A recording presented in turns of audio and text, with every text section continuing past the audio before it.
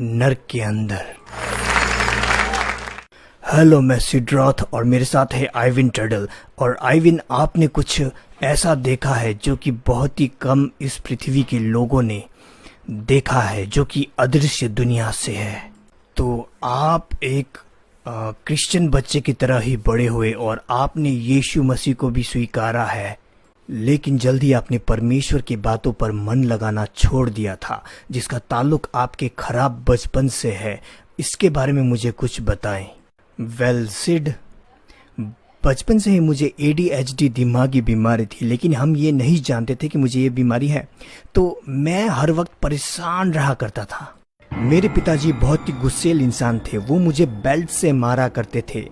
यहाँ तक कि आप अगर मेरी एक्सरे देखेंगे तो मेरे एक्सरे में आपको मेरी टूटी हुई पसलियाँ दिखेंगी, जो कि मेरे पिताजी ने मुझे बेल्ट से मारा था। मैंने अपने जीवन में बहुत कुछ सहा है सच में, और मैं अकेले ही रहा करता था, बिल्कुल अकेला। और खेलने के लिए भी मैं जंगलों में जाया करता था। 26 साल की उम्र में आपका खून बिल्कुल जम गया था, जिससे कि इनकी मौत हो गई थी। दर्शकों, ये पुरानी घटना है, 1978 की घटना है ये। मैं आपको उस समय में लेके जा रहा हूँ जहाँ पर आप हॉस्पिटल के अंदर थे। 9:20 को रात को वहाँ पर किसी चीज ने आपको पकड़ लिया था और आप उठ गए थे। वो क्या था? जी हाँ सिड, जी हाँ, मैं हॉस्पिटल के अंदर था। लगभग 9:20 हो रहे थे। मैं सो रहा था। किसी चीज ने मेरे लेफ्ट हाथ में पकड़ लिया और मुझे बेड से बिल्कुल नीचे गिरा दिया। उसने मुझे खाट से ऐसे फेंक दिया जैसे कि मैं एक गुड़िया हूँ, और मैं उससे लड़ने लगा। जी, हर कोई इंसान जो है वो पहली चीज यही करेगा कि उससे लड़ेगा। मैं उससे लड़ा और मैंने नोटिस किया कि ये तो एक दुष्ट आत्मा है, शैतान का भेजा हुआ। अचानक से मुझे महसूस हुआ कि मैं नर्क जाने वाला हूँ, और ये दुष्ट आत्मा मुझे नर्क लेके गया। और वहां पर इतना चिल्लाने की आवाज आ रही थी और इतनी गंदी गंध आ रही थी वहां से। वो मुझे नर्क में ले जा रहा था, और आप सच में महसूस कर सकते हैं जाते हुए। और जब मैं एकदम अंदर पहुंचा तो वहां पर मैंने देखा कि वहां पर बहुत सारे लोग हैं, अलग अलग जाति के। मैंने उन लोगों को देखा जिन्हें जानता था, ऐसे लोग जो मेरे बचपन के थे, और ऐसे लोग जो कि मेरे पहले के पास्टर थे। तो आपने उन लोगों को देखा जो क्रिश्चियंस थे। Oh yes, yes. जब आप आत्मिक दुनिया में जाते हो तो आपको बिल्कुल अलग महसूस होता है। जैसे कि अगर आप किसी व्यक्ति को देखते हो तो उसके बारे में आपको सब पता चल जाता है। आत्मिक दुनिया में बातचीत की कोई भी जरूरत नहीं पड़ती। आप बस उन्हें देखते हैं और उनके बारे में आपको धीरे धीरे सब कुछ पता लग जाता है। ये खुद ब खुद होता है, बिल्कुल खुद ब खुद। वहां मैंने ऐसे लोग देखे, मैंने सोचा भी नहीं था कि मैं उन्हें देखूंगा। वो विश्वासी लोग थे और उन्हें बहुत ही ज्यादा सताया जा रहा था। वहां पर लोगों को जो सताया जाता है वो बड़ा भयंकर है। और एक चीज जो मैंने नोटिस की वो ये है कि वहां पर बहुत ही ज्यादा निराशा होती है। सिड, एक बार आप अगर नर्क चले गए तो आपका काम तमाम। जी हाँ, बिल्कुल आपका काम तमाम हो जाएगा। आप वहां पर कितना भी प्रार्थना करो, आपकी प्रार्थना कहीं नहीं जाएगी। ये ऐसा होगा जैसे कि आप एक ऐसे कमरे में हैं जो कि लोहे का बना हुआ है। आप हमेशा के लिए चले जाएंगे। आपके पास मौका था इस पृथ्वी में, लेकिन अब आप वहां पर हो। वहां पर मैंने ऐसे लोग देखे जो कि वे तो किसी चेन से नहीं बंधे थे। मैंने कोई चेन नहीं देखा वहां पर, लेकिन ऐसा लग रहा था कि उनको किसी चेन ने बांधा हुआ है बड़ी जोर से। वे अपने हाथ चला रहे थे, पैर चला रहे थे, लेकिन वे कहीं नहीं जा रहे थे। मैंने वहां पर एक जवान लड़की को देखा। वो लड़की 18 साल की थी जब उसकी मृत्यु हुई थी। वो समझ नहीं पा रही थी कि वो नर्क में क्यों है, लेकिन उसने अपने जीवन में यीशु मसीह को स्वीकार नहीं किया था, इसलिए वो वहां थी। आपने देखा करोड़ों लोगों को जो चर्च जाते थे और झूठ बोलते थे नर्क के अंदर। इसका कारण क्या हो सकता है? बहुत कारणों में से एक ये कारण है कि लोग सोचते हैं कि तुम कुछ भी कर सकते हो, बस तुम अपना जीवन में छोटी सी चीज करो और तुम कुछ भी कर सकते हो, जैसे कि प्रार्थना करना। जी हाँ, लोग सोचते हैं प्रार्थना करो, कुछ भी करो। आप ऐसा बिल्कुल नहीं कर सकते हैं, बिल्कुल नहीं। लेकिन उन शिक्षाओं का क्या जो सिखाती है कि एक बार अगर आपने प्रभु पे विश्वास किया तो आपका भूत भविष्य वर्तमान का सब पाप माफ हो जाएंगे, आपको कुछ भी नहीं करना पड़ेगा। ऐसा बाइबल में कहीं पर भी नहीं लिखा तो नहीं है। हाँ, और यही चीज बहुत से लोगों को नर्क भेज रही है। एक बार विश्वास करो और कुछ भी करो, ये गलत है। आप देख सकते हैं बाइबल में कुछ निश्चित जगह में निश्चित लोगों को कहा गया है कि तुम मेरे राज्य में प्रवेश नहीं कर सकते।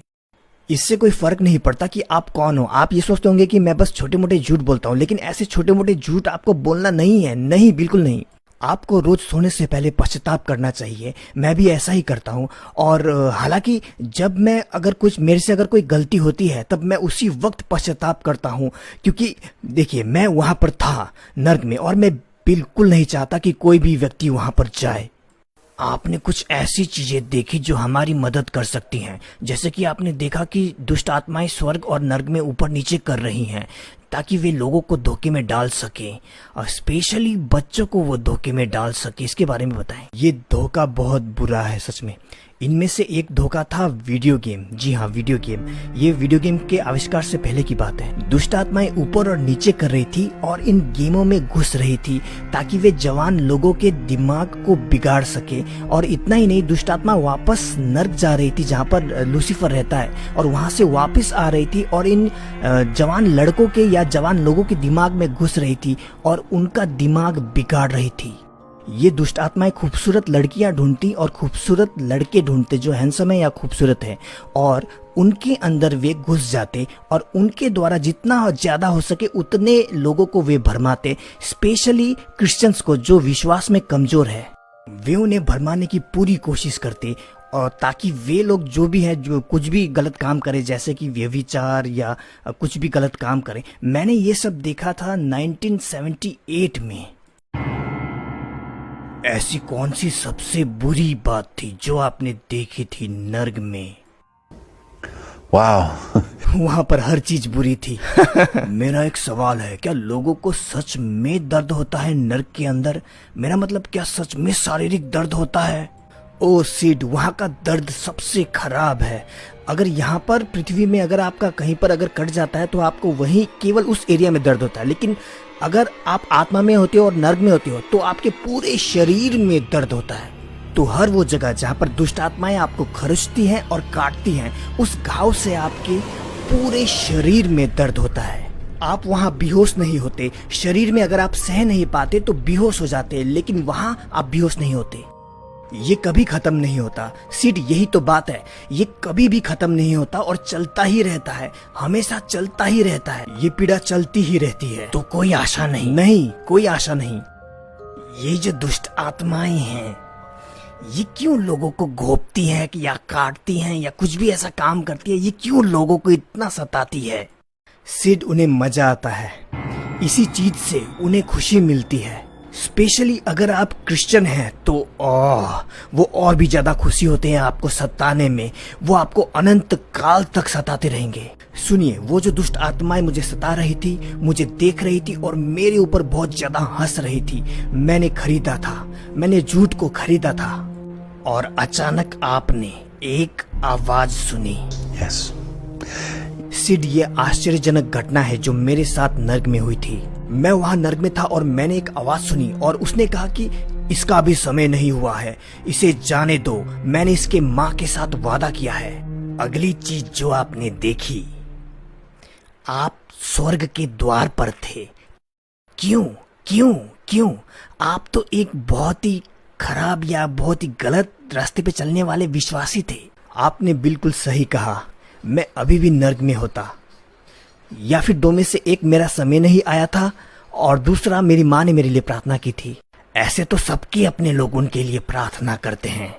ये तो अच्छी बात है, बहुत अच्छी बात। मेरी माँ ने मेरे लिए दिन में 3 बार प्रार्थना की। लगभग वो पूरे दिन प्रार्थना करती रहती। जब तक मैं 26 का हुआ 22,000 प्रार्थना हो चुकी थी।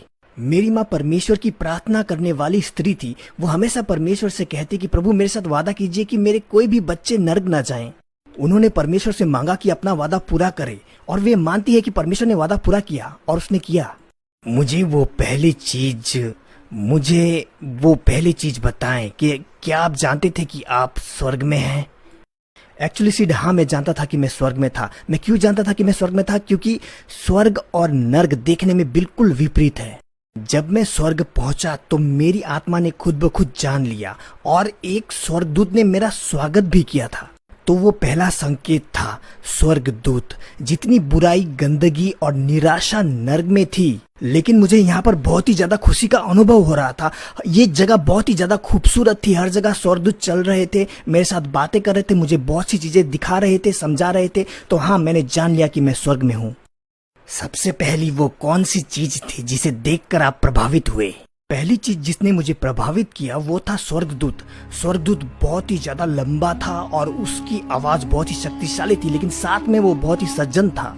वो देखने में इंसान की तरह था। उसने मेरा हाथ पकड़ा और हम चलने लगे। और जब हम चलते चलते स्वर्ग के गेट के अंदर पहुंचे, तो मैंने वहाँ पर बहुत सारी बिल्डिंग्स देखी। वो बिल्डिंग्स जिस चीज से बनी थी वो बिल्कुल सफेद थी और बहुत ही ज्यादा चमक रही थी। वहाँ पर चलते चलते मैंने सोने की सड़कें देखी।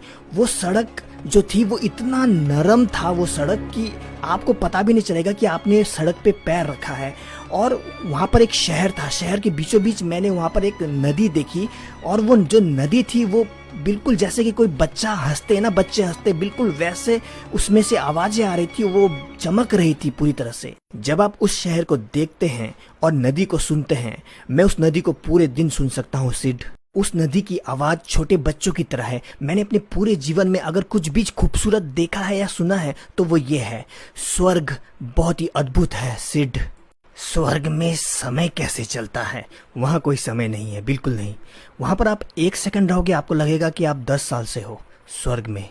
ये बड़ा ही खूबसूरत अनुभव है। वहाँ पर कोई भी समय नहीं है, हर चीज वहाँ पर बहुत खूबसूरत है। और वहाँ पर आप दूरी का अंदाजा नहीं लगा सकते कि ये दूरी कितनी होगी। बहुत ही बड़ा जगह है। परमेश्वर ने आपको कुछ दिखाया था स्वर्ग में कि पृथ्वी को कैसे बनाया उन्होंने। सिड, जब स्वर्गदूत ने मुझे कहा पीछे मुड़ के देखो, जब मैंने पीछे मुड़ के देखा तो मैंने देखा कि परमेश्वर ने किस तरह से पृथ्वी को बनाया। पृथ्वी जो है वो एक बड़े पानी के बॉल की तरह था, पानी के गेंद की तरह। फिर मैंने क्या देखा कि अचानक परमेश्वर का आत्मा आया और पूरे पृथ्वी पे मंडलाने लगा, पूरे पृथ्वी पे। और फिर परमेश्वर ने पूरे जगह पे जीवन देना शुरू कर दिया। रोशनी को उन्होंने जीवन दिया। और फिर अगर आप ध्यान देंगे तो परमेश्वर ने जो पानी है, जो जल है, पानी को भी जीवन दिया। और वो पानी पूरी तरह से अपना जीवन खींचने लगा। जैसे कि अजीब तरीके से एक चीज आपको याद करनी चाहिए कि पानी हर एक चीज को जीवन देता है, लेकिन परमेश्वर ने पानी को ही जीवन दिया। इन्होंने अंत के दिनों का चिन्ह भी देखा है। मिसाल के तौर पे आपने बार कोड्स देखे हैं जो कि एंटीक्राइस्ट के चिन्ह के रूप में इस्तेमाल किया जाएगा। लेकिन इन्होंने ये 1978 में देखा था जब बार कोड्स का आविष्कार ही नहीं हुआ था। वो देखने में कैसा था? ये अदृश्य होगा जिसे आपके हाथ पे या सर पे लगाया जाएगा, अदृश्य टैटू की तरह बिल्कुल। उसे आंखों से नहीं देखा जा सकता, उसे देखने के लिए स्कैनर की जरूरत पड़ेगी और स्कैनर हर जगह पे लगाई जाएगी। जब मैंने देखा तो देखा कि QR कोड और बार कोड आपस में मिक्स है। इसे आपके हाथों के पीछे और सर के पीछे लगाया जाएगा। ये बताएगा आप कौन हैं, आप कहाँ गए थे, आपने क्या किया, आप क्या बेचने वाले हैं और क्या खरीदने वाले हैं। समय हमारे हाथों से निकलता जा रहा है। कुछ देशों का क्या होने वाला है, जल्दी से हमें बताएं कि कुछ देशों का क्या होने वाला है, जल्दी से बताएं। अभी उदाहरण के लिए रशिया को लेते हैं। अभी कुछ घटना हो चुकी है और कुछ घटना होनी बाकी है। मैंने देखा था कि रशिया में जो है वो बड़े बड़े गड्ढे मैंने देखे रशिया में। इसके बारे में मैंने अपनी किताब में भी बताया है कि ऐसी घटनाएं होने वाली हैं। बहुत जगह में बड़े बड़े बम गिरने वाले हैं। वहाँ के लोग सोचेंगे कि हम सब ठीक कर देंगे, लेकिन असलियत में बात और भी ज्यादा बिगड़ जाएगी और वहाँ पर बहुत ही ज्यादा बात बिगड़ जाएगी और ये बहुत ही अविश्वसनीय होगा। मैं एक बात बोलना चाहता हूँ, इस पृथ्वी में कोई भी जगह सुरक्षित नहीं है, केवल यीशु को छोड़ के। इसके सिवाय कि मसीहा आपके अंदर है, इसके सिवाय कि मसीहा आपका प्रभु है। चलिए प्रार्थना करते हैं इस ठोस स्थिति के लिए, अभी के लिए और हमेशा के लिए। मेरे पीछे दोहराएं, प्रिय प्रभु, मैं पापी हूँ, मैंने आपके विरुद्ध पाप किया है, मुझे माफ कीजिए, यीशु मेरे अंदर आए, आप मेरे प्रभु बने, मैं आपसे प्यार करता हूँ, आमीन। आइविन जी, आप पृथ्वी में वापस क्यों आए? सिड, मैं संदेश लेके वापस आया हूँ। मैं लोगों को सावधान करना चाहता हूँ कि नर्क सच में है और स्वर्ग भी है, बिल्कुल है। और समय है कि हम कुछ करें, समय है कि कुछ बड़ा करें, स्पेशली क्रिश्चियंस के लिए। ये समय है कि हम प्रचार करें। एक बड़ी महिमा आ रही है और जो हमें करना है वो ये है कि हम इन सब चीज़ों के लिए तैयार रहें। आपने अभी तक इस विषय में लोगों के सामने मुंह नहीं खोला था, लेकिन 35 साल बाद आप अपना मुंह खोल रहे हैं। ऐसा क्यों? आप इस विषय में 35 साल बाद क्यों बोल रहे हैं? सिड, जब मुझे वापस भेजा गया था तब मुझसे कहा गया था कि इस विषय में किसी से बात मत करना, किसी को कुछ मत बताना जब तक कि पवित्र आत्मा तुमसे ना कहे।